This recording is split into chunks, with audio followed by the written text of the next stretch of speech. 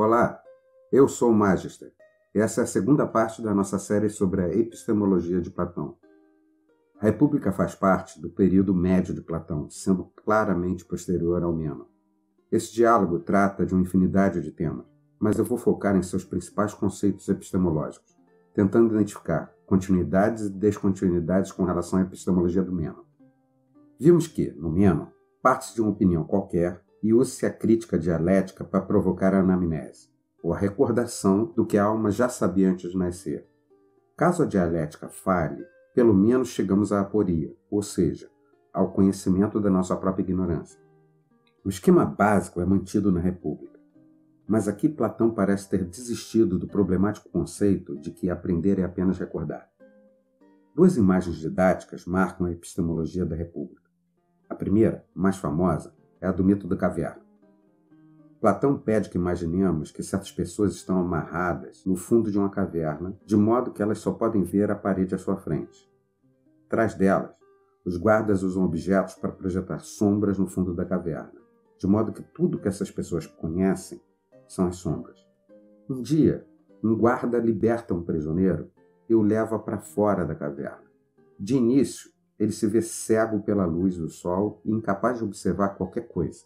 Depois, aos poucos, ele começa a ter experiências incomparáveis com as sombras da caverna. Ele então é novamente amarrado e tenta explicar para seus companheiros que o que eles veem são apenas pálidas imitações dos objetos reais. Mas sem terem compartilhado a sua experiência, eles são incapazes de compreendê-la.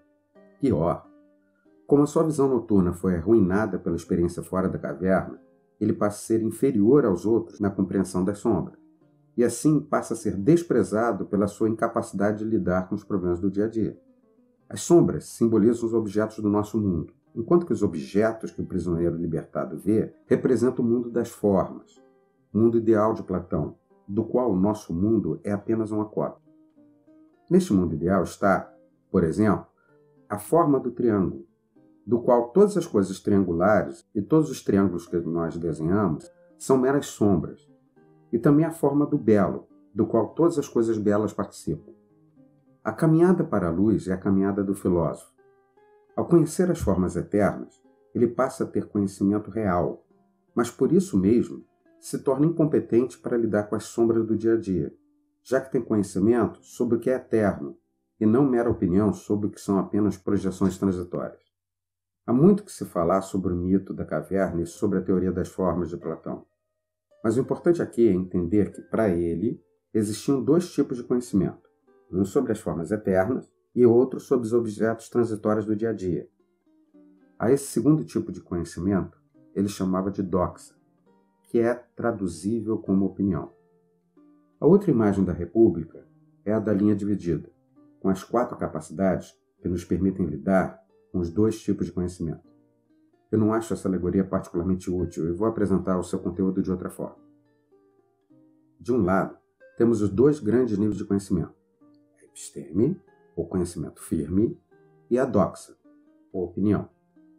O assunto da doxa são as coisas mutáveis no tempo, enquanto o assunto da episteme são as coisas eternas. As coisas mutáveis podem ser divididas em 2 grupos. Cada grupo corresponde a uma capacidade humana. O primeiro grupo é de nossas imagens subjetivas e corresponde à nossa capacidade de imaginação livre, ou eikasia. Nosso conhecimento sobre esse grupo pode ser chamado de pura opinião. Um exemplo é que 2 pessoas podem, simultaneamente, expressar, sem contradição, que a mesma temperatura ambiente está quente ou fria. É a eterna briga pelo termostato do ar-condicionado. O próximo grupo é o das coisas visíveis em nossa realidade compartilhada. Obtemos nossas opiniões sobre eles por persuasão ou pitch. Há 2 tipos de fontes de persuasão que podem formar uma opinião: a retórica de outras pessoas e a nossa própria experiência.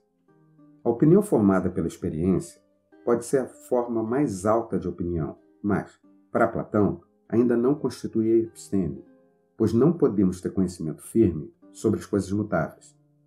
Com relação às coisas imutáveis, há 2 tipos de assunto. Platão não fala muito do primeiro, que gera o tipo de conhecimento que podemos obter, por exemplo, de teoremas geométricos. A capacidade que usamos para obter esse conhecimento é o raciocínio discursivo, ou dianóico. O raciocínio discursivo parte de hipóteses tomadas como princípios verdadeiros para chegar às conclusões. Um exemplo desse tipo de raciocínio é a geometria euclidiana, que parte de um conjunto mínimo de axiomas. O mais nobre tipo de episteme se refere ao mundo das ideias, ao justo em si, por exemplo, do qual qualquer ato de justiça é apenas uma sombra. A capacidade que usamos para obter esse tipo de conhecimento é a apreensão, ou noesis.